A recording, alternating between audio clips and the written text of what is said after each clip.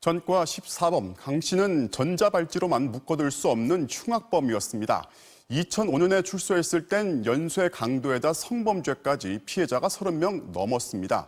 그런 강 씨가 가출소로 사회에 다시 나왔는데 범죄를 막을 방법은 없던 건지 조재영 기자가 취재했습니다.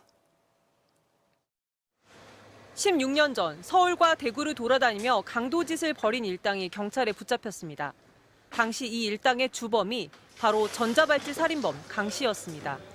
성폭행과 강도 등으로 5년을 복역한 강 씨가 교도소에서 나온 지 불과 넉 달 만에 다시 강도질을 주도했습니다. 제압하기 쉽다는 이유로 여성만을 노렸습니다. 주로 여성들이 이용하는 피부 미용실만 노렸고 차와 금품을 뺏는 차량 날치기도 수차례, 피해자는 30명이 넘었습니다.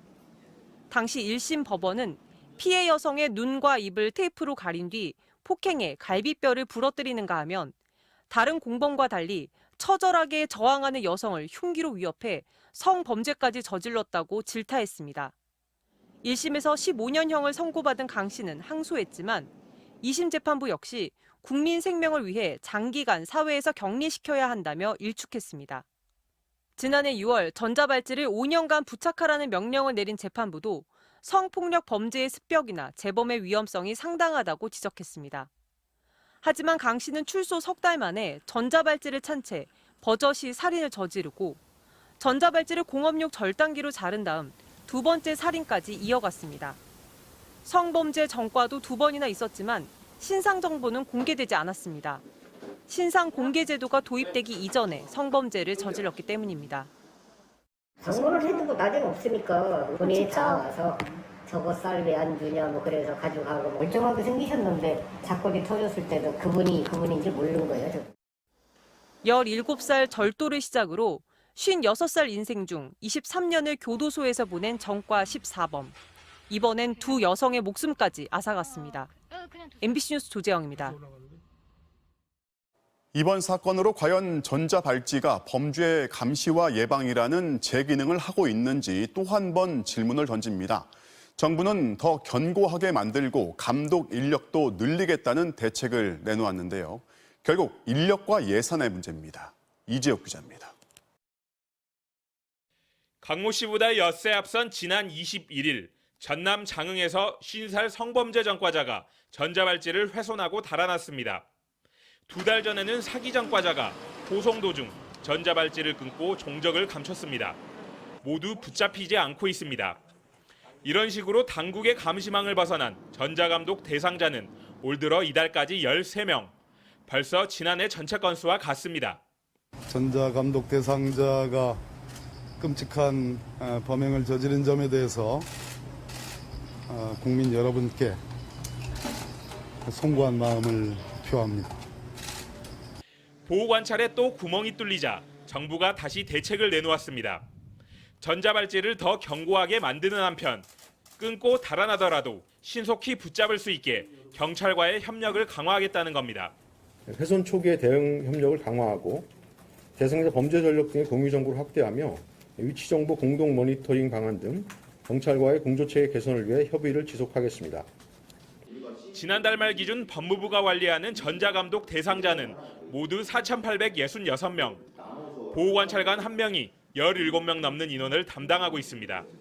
작년 말 출소한 조두순처럼 1대1 전자감독이 이뤄지는 건 19명에 불과합니다.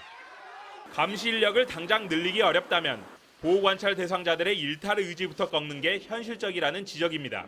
가서는 안 될 곳에 가거나 또는 있어야 될 곳이 없거나 이럴 때 경보를 받을 수 있고 바로 경찰과 실시간 정보 공유해서 경찰이 즉각 출동할 수 있는 이런 체제가 돼야 된다는 거죠.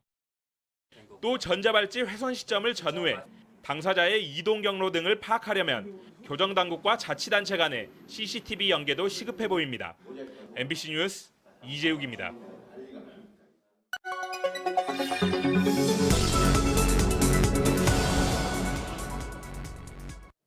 알고 보니 시작합니다. 전자발찌를 더 튼튼하게 만들겠다. 오늘 법무부가 내놓은 대책 중 하나입니다. 그럼 전자발찌를 견고하게 만들면 문제를 해결할 수 있다는 건지 따져봤습니다. 전자발찌는 지난 12년 동안 5차례 성능이 개선됐습니다. 맨 처음엔 우레탄 재질이었는데 이후 띠 안에 스테인리스 스틸과 금속 철판을 넣었다가 지난해부터는 긴 철판 대신 얇은 철판 7개로 바꿨습니다. 이번에 범죄를 저지른 강모 씨가 찬 것도 바로 이 최신 버전의 전자발찌였습니다. 전자발찌의 착용감을 좋게 하면서도 끊기는 더 힘들다는 게 당시 법무부의 설명이었습니다. 하지만 정부 발표와는 달리 전자발찌 훼손 건수는 완만히 증가해 왔습니다. 지난 2018년과 19년에는 연속 20건이 넘었고 올해 7월까지 11명이 전자발찌를 훼손했습니다. 법무부는 훼손율 자체는 낮아졌다고 하지만 이 훼손율이 낮아진 이유는 전자발찌 재질이 강화돼서라기보다 최근엔 가석방과 보석에까지 전자감시 제도가 도입돼 부착 대상이 넓어진 것도 영향 미친 것으로 보입니다. 처벌이 약한 건 아닐까도 살펴봤습니다. 전자발찌를 훼손하면 현행법상 징역 7년 혹은 2천만 원 이하의 벌금을 내도록 돼 있습니다. 그러나 실제 평균적으로 벌금형인 경우가 많았고 징역형도 평균 9개월에 그쳤습니다. 전자발찌를 끊고 범죄를 저지르지 않는 이상 그냥 손괴요. 진짜 범죄하면 범죄했는 걸로 처벌할 수 있는데. 오늘 법무부 대책 중엔 전자발찌를 차고 야간 통행 금지 등 준수 사항을 지키지 않을 경우 처벌을 강화하는 방안도 포함됐습니다. 하지만 재범 가능성이 높은 전자발찌 착용자의 경우 강제 수사권을 보다 폭넓게 보장하는 게 더 시급하다는 주장도 있습니다.